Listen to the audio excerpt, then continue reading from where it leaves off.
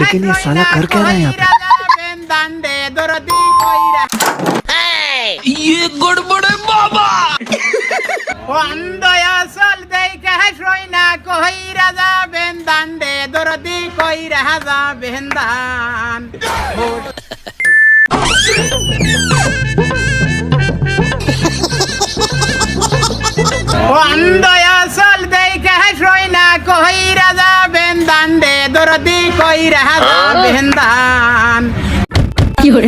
ভাই আপনার এই অবস্থা কেন? আরে ভাই দেশ গুনে ভ্যাস, এই যে ব্যবসার যে পরিস্থিতি, কিভাবে ব্যবসা করবো, এই জন্য যে ফকিরের ঝোলা নিয়ে বাইরে বের হয়েছি, আপনাদেরকে মাল সাপ্লাই দিচ্ছি।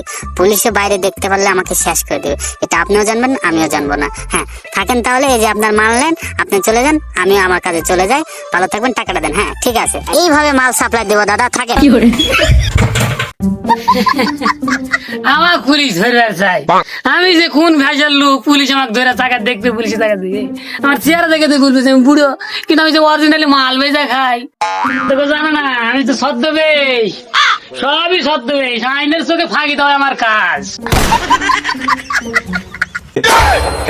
প্রশাসন আমাকে কিছুই করতে পারবে না, আমি যতদিন মালের ব্যবসা করে খাবো সব সময় ছদ্মবেশেই খেয়ে যাবো।